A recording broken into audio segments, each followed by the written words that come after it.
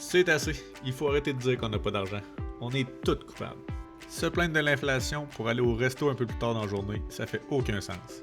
La vérité, c'est que la restauration rapide, c'est de l'assemblage. On paye pour que quelqu'un empile des ingrédients à notre place. Là, je parle pas de grande cuisine ici. Je parle de la base. Des sandwichs, des nachos, des quesadillas. Dans le fond, n'importe où le comptoir ressemble à peu près à ça. Aujourd'hui, on reprend le contrôle. On fait un quesadilla de A à Z et je vous prouve, chiffre à l'appui, que l'industrie nous facture notre fatigue au prix fort. On va commencer par établir notre prix de référence. J'ai regardé autour de chez moi dans un resto du type « Assemble ton propre plat », puis j'ai choisi mes classiques avec un petit extra guacamole. Puis wow! J'arrive pas loin de 22 pièces. Juste pour être sûr, j'ai vérifié ailleurs, puis c'est clairement pas mieux. Donc, on passe sur cette base de 22$. Pour notre version, on prend les mêmes ingrédients de base. Ici, j'utilise ma salsa puis mon bœuf effiloché maison. À ça, on ajoute une tortillas et du fromage. Ici, j'ai pris un bon cheddar doux. Mais pour être honnête, même en achetant du tout fait à l'épicerie, vous allez être largement déçu du prix du resto. Oubliez pas, la plupart des fast-foods assemblent souvent des produits que vous avez déjà en magasin de toute façon. Là, attention, la grande difficulté technique.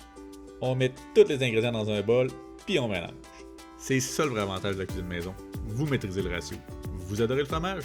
Mettez-en plus, c'est pas plus compliqué que ça. Ensuite, on étale le mélange dans la tortilla. Là, il faut essayer d'être raisonnable sur la quantité, parce qu'on veut que la chaleur elle atteigne le centre pendant la cuisson. Pour la cuisson, j'utilise une presse à sandwich, mais ça se fait très bien dans une poêle à feu moyen ou une presse à panini classique. Là, il reste juste à attendre que ça dore. Le ramener sur la planche à découper, puis le trancher. Et voilà, un magnifique quesadilla pour 5,65$ avec une saveur incomparable. Mais attendez donc un peu, il me reste encore assez de mélange pour en faire au moins 3 de plus. Donc si j'ajoute le prix de 3 tortillas, notre nouveau total est à 7,39$, mais pour 4 quesadillas. Donc pour le tiers du prix du restaurant, je viens de nourrir ma famille de 2 adultes et 2 jeunes enfants. Ou si on préfère, 1,85$ du quesadillas. Quand on pense au fait qu'un Américain sur 2 mange du take-out au moins une fois par semaine, on comprend vite l'ampleur du gaspillage.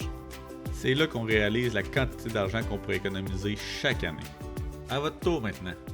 Quel plat de resto ou d'épicerie vous coûte trop cher et que vous voudriez voir faire à maison? Écrivez-le en commentaire. Abonnez-vous pour ne pas manquer les prochaines recettes et gardez votre argent dans vos poches. À la prochaine!